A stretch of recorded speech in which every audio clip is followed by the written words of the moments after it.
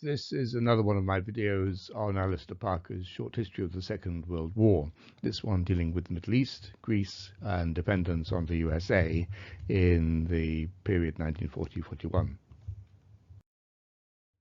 It comes from the third chapter of the book and is the last section of that third chapter. As the German forces were defeating the French, the Italian dictator Benito Mussolini decided to join the war on the German side and declared war against France and Britain. The war meant that the Italian Empire in Somalia, Eritrea, and Ethiopia was now entirely isolated and soon conquered by British imperial troops. Meanwhile, from Italian Libya, Marshal Graziani reluctantly invaded British-occupied Egypt in September 1940, but his forces were soon halted. The Italians had an overwhelming numerical advantage, but their troops were poorly trained and lacking in equipment. A British counterattack in December was successful, and by early February 1941, the British had destroyed 10 Italian divisions, capturing 130,000 Italian prisoners at a cost to themselves of only 500 killed and 1,500 wounded. Also, in a dramatic blow, in November 1940, British naval torpedo-carrying aircraft had attacked an Italian battle fleet at anchor in Taranto, putting half the fleet out of action. This is a map of Italy's East African Empire. So they had held Italian Somaliland and Eritrea for a long period of time, but then in the 1930s they conquered the ancient empire of Ethiopia and subdivided it there into the provinces you see. And then at the beginning of the war they'd invaded successfully British Somaliland, which the British later reconquered. So all of that area was taken by the British and Ethiopians and British imperial troops, and that's a complex operation of its own, which Parker doesn't go into. This is a photograph of one of the ancient torpedo bombers which the British used in their attack on the Italian battle fleet at anchor in the port of Taranto. The success of this attack showed very clearly the power of aircraft against naval targets. Now let's turn to the Middle East. By 1939, the British controlled Egypt, the Sudan, Palestine, Transjordan, and Aden, and during the early part of World War II, they strengthened their military position in the region, first in May 1941 by ejecting a pro-German government which had seized power in the former British Mandate of Iraq, and then in July 1941 by taking control of Syria and Lebanon, French mandates then held by forces loyal to the Vichy government, and in this they were aided by Free French soldiers loyal to General de Gaulle. Then we turn to Greece. The Italians had already occupied Albania in 1939. In October 1940, their troops moved from southern Albania to invade Greece, but the Greek army soon forced them to retreat. Hitler now decided that Germany had to intervene, both to ensure that Britain didn't establish any air bases in Greece from where the British could bomb the Romanian oil fields, and to help the Italians remain in Libya.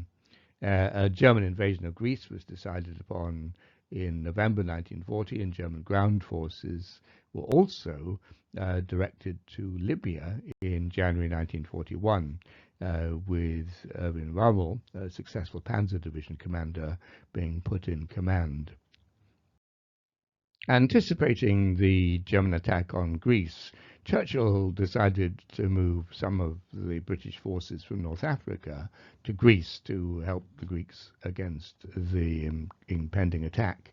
This diverted them from conquering the whole of Italian Libya. Meanwhile, Germany had persuaded Romania and Bulgaria to admit German troops en route to Greece. The Germans also pressured the Yugoslavs to help or allow their forces to transit the country, but after Yugoslav resistance, the Germans crushed the Yugoslav forces in a very hastily prepared campaign, but which lasted only 1 week, which gives you an idea of how effective the German advance was. On the 6th of April, Germany finally invaded Greece in great force. Despite the presence of the British troops, the Greeks were rapidly overwhelmed. British forces were evacuated by the 30th of April, having again lost a lot of equipment, as well as 11,000 men. Hitler had already agreed to a parachute and airborne attack on the British-occupied Greek island of Crete to protect the Aegean Sea and also to allow Goering's Luftwaffe a chance to distinguish themselves. By so doing, the objective was to ensure that there would be no British air bases within range of the Romanian oil fields. The German conquest was accomplished with great brutality towards the civilian population. The Germans also inflicted heavy losses on British warships sent to intercept their reinforcements, sinking 3 British cruisers and 5 destroyers and damaging many others, clearly and strongly reinforcing the idea that control of the sea was no longer viable against a dominant air power. This is a horrible picture from the German conquest of Crete, with the murder of many civilians, both those who resisted and also reprisals. Now let's go back to North Africa. So now we have a German-led campaign in North Africa, with the Italian troops still in Libya, but now with substantial reinforcement from the Germans and German leadership.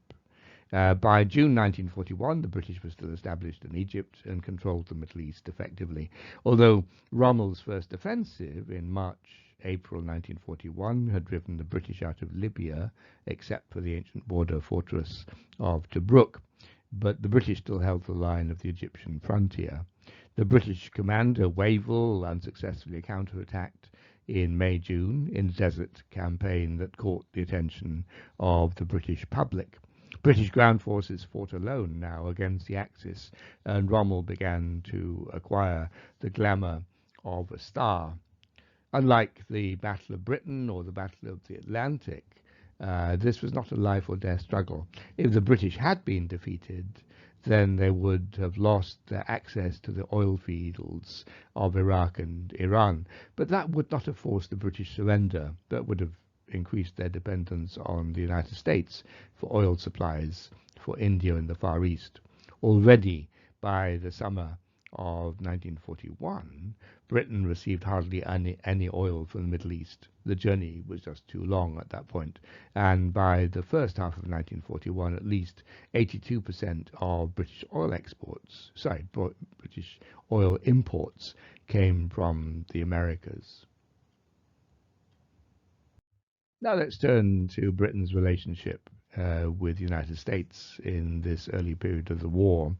And we should start off with introducing Franklin Delano Roosevelt, the long-term president of the United States from 1933 up to April 1945. By 1940, the maintenance of the British Empire was increasingly reliant on the United States. Between June 1940 and June 1941, Britain could only stand alone with American help. This support depended on 2 things. First of all, convincing Roosevelt that it was worthwhile to back Britain rather than concentrate resources on the direct defense of the United States.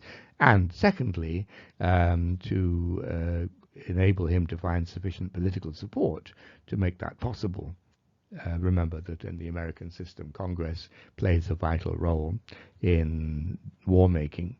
Roosevelt's support was made easier by the determined nature of British resistance and Churchill's defiant rhetoric. By the summer of 1940, Britain most urgently needed replacements for some of the weapons it had lost in France during the campaign there, and also warships to escort merchant vessels because of German submarine attacks. After becoming Prime Minister, Churchill asked Roosevelt for 40 or 50 older American destroyers and later repeated this request. On the 2nd of September 1940, it was agreed that Britain would grant the Americans 99-year leases on air and naval bases in the British Caribbean and in Newfoundland in return for 50 American destroyers from World War One. The British also bought 500,000 rifles, 85,000 machine guns, 900 field guns, 25,000 automatic rifles, and 21,000 revolvers, all of which had been in American Army stores. These were collected in June 1940. The British also took over French contracts to buy aircraft from American factories and gave orders for machinery and weapons to sustain the expanding British forces. These massive orders of equipment helped build up the American capacity for arms manufacturing. And again, when the British ordered the building of 60 merchant ships, this provided a major boost for an essential American war industry. By late 1940, over half of British imports came from Canada and the United States. And whilst Canada provided finance by interest-free loans or gifts, everything supplied from the United States had to be paid for. American law forbidding loans to belligerent nations or their citizens. By the end of 1940, Britain owed $10 billion in the US. There was no way in which it could find that amount. The first year of the war had shown a negative balance of payments for the British for the sterling area as a whole of almost $2 billion, and exports were continuing to fall. By the end of 1940, they were less than half the pre-war level. Early in 1940, gold reserves in Britain were worth about $1.8 billion, and sterling area gold production might add another $200 million per year, with marketable securities perhaps fetching up to $4 billion. At the time of Dunkirk, the British government gave up the attempt to fight the war on its own resources, Churchill telling Roosevelt that whilst Britain would continue to pay for stuff as long as it could, a point might come when they couldn't. That point came in November 1940, when Britain had about $2 billion left, largely in the form of investments that were difficult to sell. Churchill, recognizing this reality in a letter to Roosevelt in December 1940, Britain still needed more merchant ships, aircraft, and weapons in order to continue fighting. Roosevelt, now re-elected for a third time, responded by setting in train the political processes leading to the approval of the Lend-Lease Act in March 1941. The Americans would no longer need to be paid by those who fought the Nazis or not paid immediately. Britain's continuing struggle against Nazi Germany had two major effects on the course of the war. First, Britain continued to contribute material resources and a highly organized, skilled, and determined population to the war. Second, Britain's struggle both accelerated and facilitated American participation in the war. From the American standpoint, it was prudent for the US to be almost but not quite involved in the war before Hitler could organize his continental conquests, and Britain provided a secure, conveniently situated, and well-equipped base. So that's, we'll leave the story for the moment. Many thanks to you for listening, and particular thanks to my patrons for their kind support and encouragement. You're very welcome to support my channel. Like, comment, and share. Subscribe if you want to be notified of future videos. Patreon and PayPal links I'll give below. It really does help a lot in terms of being able to make these videos. And then next week we'll talk about Operation Barbarossa in 1941. That's the German invasion of the Soviet Union. Have a good day.